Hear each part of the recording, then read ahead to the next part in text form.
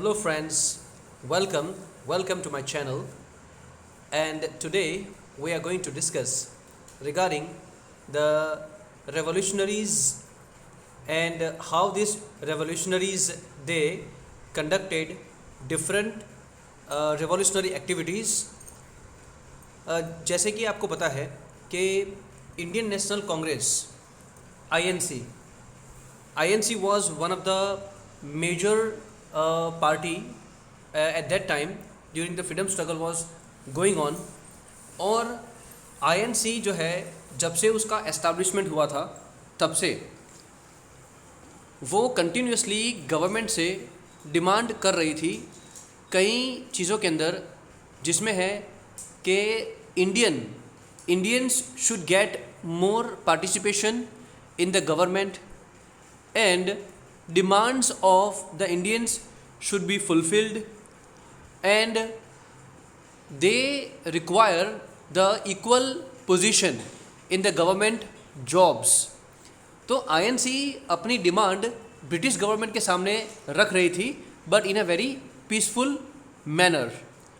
लेकिन INC में से बहुत से ऐसे मेंबर थे कि जिनको लगता था कि ब्रिटिश गवर्नमेंट जो है वो हमारी एक भी डिमांड को आसानी से मानने वाले नहीं हैं. ठीक है, तो इसीलिए INC में से बहुत सारे ऐसे रेवोल्यूशनरीज और INC के जो मेंबर हैं उन्होंने अपना एक अलग रास्ता चुना, और वो रास्ता था the way of non violence, the way of violence. ठीक है, यानी कि अंग्रेज़ों से उन्हीं की ज़बान में बात करना. ठीक है, यानी कि अगर मान लो कि वो हमारे साथ जुल्म कर रहे हैं, ठीक है, तो उनको उन्हीं की ज़बान में समझाना. ठीक है, तो ये था द वे ऑफ रेडिकलिज़म. रेडिकल का क्या मतलब होता है? रेडिकल का मतलब होता है कि जिस तरह से अंग्रेज़ हमें अगर हमारे साथ वो अगर एट्रोसिटीज़ कर रहे हैं, एट्रोसिटीज़ का मतलब होता है जुल्म कर रहे हैं, तो जुल्म का जवाब जो है वो जुल्म से देना है. ठीक है, बंदूक का जवाब बंदूक से, राइट, और हाथ का जवाब हाथ से, इस तरह से, राइट. तो अब ये सब रेवोल्यूशनरी एक्टिविटीज़ जब शुरू हुई, उसमें बहुत ही बड़ा नाम था वसुदेव बलवंत फड़के का. Revolutionaries like Damodar Chapekar, Balkrishna Chapekars brothers, Veer Savarkar, Barindranath Ghosh, Khudiram Bose, Prafulla Chaki, Ram Prasad Bismil, Ashfaq Ullah Khan, Chandrashekhar Azad, Bhagat Singh, Shivram Rajguru, Sukhdev, Batukeshwar Dutt, Roshan Singh, etc. These are the various revolutionists who carried on the torch of nationalism. ये सभी के सभी जो रेवोल्यूशनरीज हैं उन सभी ने कौन सा रास्ता अपनाया? द वे और द पाथ ऑफ रेडिकल. ठीक है, और ये सभी के सभी जो रेवोल्यूशनरीज थे, तो उन्होंने अपने अपने लेवल पे अलग अलग तरह की जो एक्टिविटीज़ हैं उन सभी एक्टिविटीज़ में वो इन्वॉल्व रहे. और ये सभी के सभी जो रेवोल्यूशनरीज हैं वो कौन कौन सी एपिसोड में या फिर कौन कौन सी रेवोल्यूशनरीज एक्टिविटीज़ में वो इन्वॉल्व थे, उसके बारे में आपने ऑलरेडी क्लास 8 में पढ़ लिया है. ठीक है, तो I request you to just refer the class 8 book, and you can find out about different activities that these revolutionists they were involved with. Now, youth trained in making and using weapons were constant threat for English government. तो English government के लिए, ठीक है, क्या बन चुका था? ये एक खतरा बन चुके थे. Young and youth trend in making and using the weapons, यानी उस वक्त इंडिया का जो यूथ था वो अब सिर्फ एक ही चीज़ चाहता था कि किसी भी हालत में या फिर कोई भी कीमत चुका कर भी, ठीक है, अपनी जान की आहुति देकर भी, sacrificing their life, but they want freedom at any cost.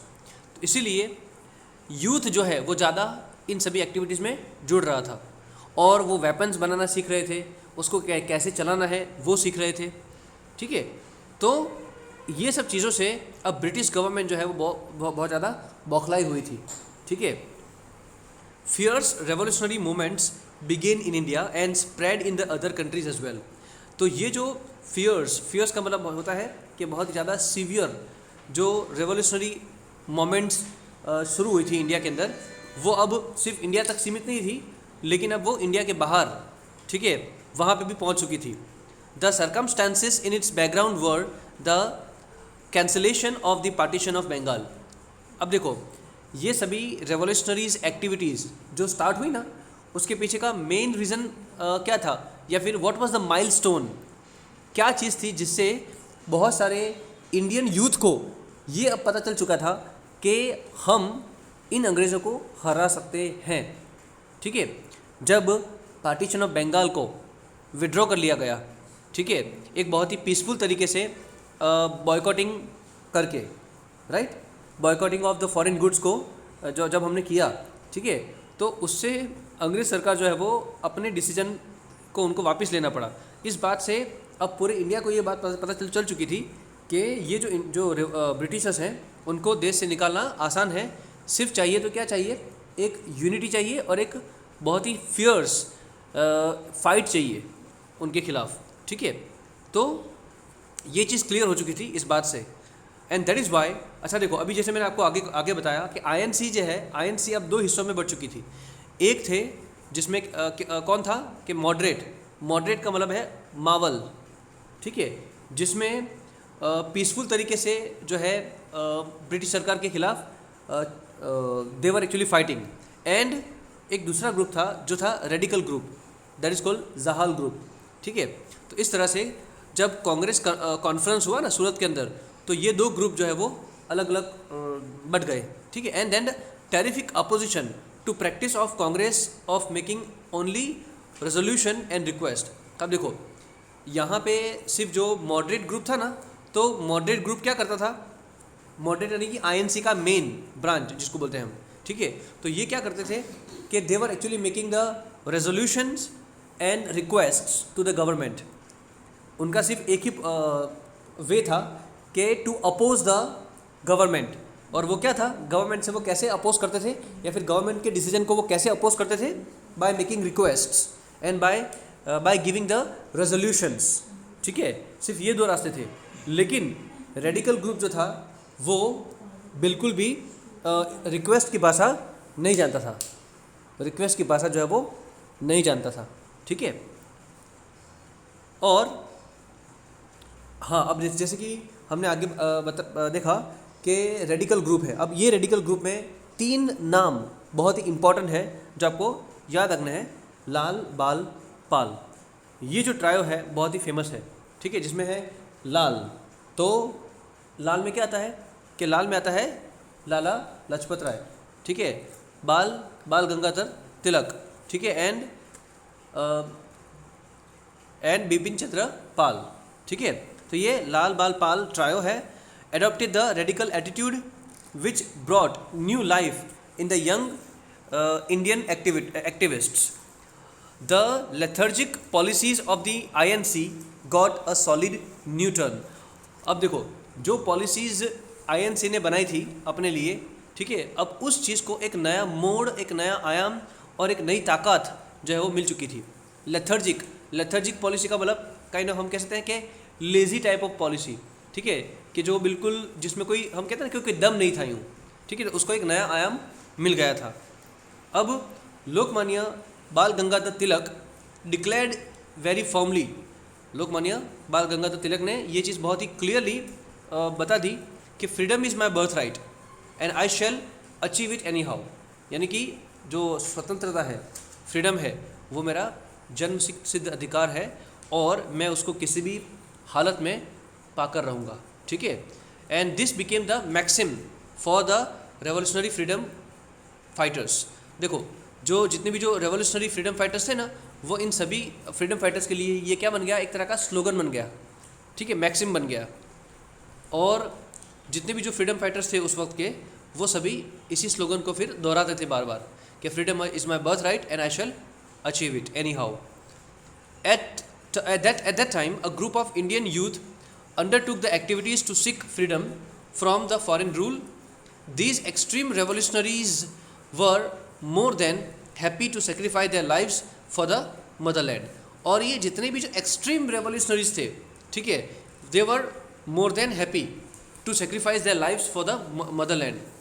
बेटा ये जितने भी जो रेडिकल ग्रुप में जुड़ने वाले जो फ्रीडम फाइटर्स थे ना, वो देश की, ठीक है, कहते हैं कि भाई हम फ्रीडम के लिए, मदरलैंड के लिए, मातृभूमि के लिए, वो अपनी जान को निछावर करने के लिए तैयार थे, ठीक है. And they could give up their lives and take lives in order to attain freedom. और वो किसी की भी जान लेना और खुद की जान देना, ठीक है, इसमें से वो पीछे नहीं हटते थे. Right. Revolutionary activities spread in Maharashtra, Bengal, Punjab, Bihar, Orissa, Gujarat, Rajasthan, Madras, Uttar Pradesh and central India. यानी ऑलमोस्ट पूरा देश, ठीक है, आज एक ही जुबान बोल रहा था और वो था the freedom, only and only freedom. Among this activities were some like Mitramela society, Abhinav Bharat Samaj, Anushilan Anushilan Samiti, Anjumane महिलानी Watan, Indian patriot association, later that came to be known as a Bharat Mata, and this gave impetus to the revolutionary activities. अब देखो ये revolutionary activities जो है ना, इन सभी में अलग अलग एक्टिविटीज़ जो है वो हो रही थी. अब ये एक्टिविटीज़ हम कहें या फिर अलग अलग ग्रुप्स कहें, तो ये अलग अलग ग्रुप्स जो है वो बन गए थे उस वक्त, ठीक है. और ये ग्रुप्स जो है वो अपने अपने लेवल पे, ठीक है, they were actually very active, they were working. तो ये सभी एक्टिविटीज़ के नाम आपको याद रखने हैं. Right. Then in the first stage newspapers and magazines like Yugantar, Navshakti, Vande Mataram, Kesari, Maratha gave the constant strength to the activities. जितने भी अलग अलग जो न्यूज़पेपर्स और मैगजीन्स हैं जिसमें युगंतर, नवशक्ति, वंदे मातरम, केसरी, मराठा, ये जितने भी जो है वो सभी के सभी कांस्टेंट स्ट्रेंथ प्रोवाइड कर रहे थे. और कहते हैं ना कि भाई जो चीज़ हम वेपन से कर सकते हैं उससे कई गुना ज़्यादा हम जो है लोगों को अवेयर करके हम कर सकते हैं, ठीक है. और ये मैसेज वो आम आदमी तक पहुंचना चाहिए कि ये जितने भी जो ग्रुप्स हैं, ये ग्रुप्स आजकल कर क्या रहे हैं, ठीक है. ये जो जितनी भी जो वायलेंस एक्टिविटी हो रही है देश भर में, मतलब उस वक्त की बात है ये, तो ये एक्टिविटीज़ वो हो रही है, क्यों हो रही है, उसके पीछे का मकसद क्या है. तो अगर वो कॉमन लोग जान पाएंगे ना, तभी तो वो भी इन सभी एक्टिविटीज़ में डायरेक्टली या इनडायरेक्टली एक कंट्रीब्यूट दे पाएंगे, ठीक है. और लोग पैनिक नहीं करेंगे. नहीं तो अगर ऐसा होता है ना कि कभी कोई ऐसी वायलेंस एक्टिविटी होती है हमारे आसपास तो हम डर जाते हैं, ठीक है. लेकिन अगर हमें पता है कि ये क्यों हो रहा है, अगर हमें उसका पर्पस पता हो, तो then we would not have any fear, ठीक है. तो इसीलिए लोगों को भी जागरूक करना था. और ये कैसे हो पाता, न्यूज़पेपर और मैगजीन से ही, ठीक है. क्योंकि रेवोल्यूशनरीज़ कभी न कभी तो पकड़े जाते थे, ठीक है, कभी मार दिए जाते थे, तो उनके नंबर्स कभी न कभी तो कम होंगे ना, और नए लोगों की ज़रूरत होती थी उस वक्त. तो इसीलिए ये सभी जो मैगजीन्स और न्यूज़पेपर्स हैं ना, वो यही काम करते थे कि देश के जो यूथ है, देश का यूथ और देश के लोगों को जोड़ने का, इन सभी एक्टिविटीज़ में जोड़ने का, ठीक है. तो वो पब्लिश करते थे इन सभी न्यूज़पेपर के अंदर. Right. About 34 revolutionaries were prosecuted in the Alipur massacre. 34 revolutionaries were prosecuted, यानी मार दिए गए एक साथ में, ठीक है, अलीपुर के अंदर. Right. And several revolutionaries were arrested in the Howrah massacre and Dhaka massacre. तो मैसेकर का मतलब क्या होता है, गेनोसाइड, यानी कि बहुत से लोगों को एक साथ में मार देना, ठीक है. जो जैसे कि वो जलियांवाला बाग बहुत ही फेमस है मैसेकर, जो आपको पता है ना, बस वही है मैसेकर का, यानी कि killing the number of people together और prosecuting the number of people together. Attempt to kill